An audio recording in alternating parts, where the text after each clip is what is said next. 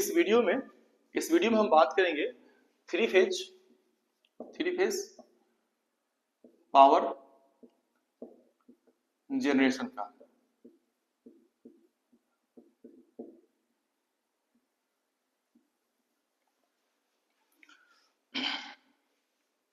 देखिए, ये जो पावर जनरेशन कॉन्सेप्ट है ना, ये आपको इंडस्ट्रीज में कहाँ मिलेगा?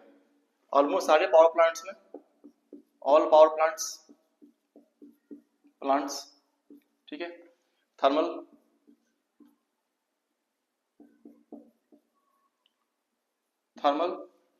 न्यूक्लियर, हाइड्रो, एनी ले लीजिए, कोई भी पावर प्लांट हो ना, कॉन्सेप्ट सेम रहता है जो पावर जनरेशन का कॉन्सेप्ट है।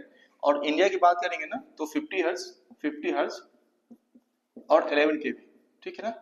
इस पे हमारा जनरेशन जो है वो होता है 50 हर्ट्ज 11 केवी। सारे पावर प्लांट्स में, जितने भी बड़े मेगावाट का पावर प्लांट हो, छोटे मेगावाट का पावर प्लांट हो, आपको ये जो आउटपुट वोल्टेज है 50 हर्ट्ज और 11 केवी, ये कांस्टेंट मिलेगा, ठीक है।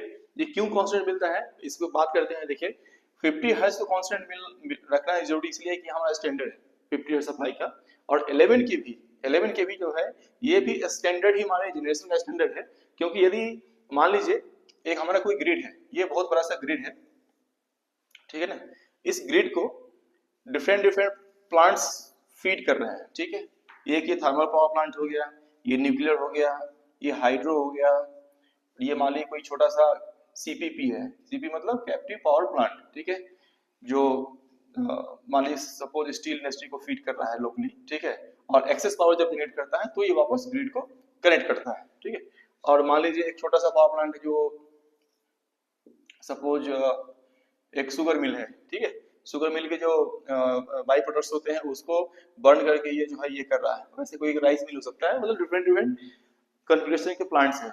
तो सभी को एक पार्टिकुलर वोल्टेज पे ही फीड करना पड़ेगा इस ग्रिड को, ठीक है। यदि आपने इस ग्रिड को सपोज एग्जांपल के मान लीजिए 33 केवी पे मैंने इस यहाँ से फीड कर दिया और यहाँ से मैंने 11 केवी से फीड किया इस ग्रिड को, तो क्या होगा ना कि जो हाई वोल्टेज है, लो वोल्टेज है, तो ये तो पहले एक्सेप्ट ही नहीं करेगा। यदि मान लीजिए एक लोकल ग्रिड है जो एक्सेप्ट कर रहा है, तो ये रिवर्स पावर फ्लो होगा from this plant to this plant, ठीक है। ये डिजायरेबल नहीं है।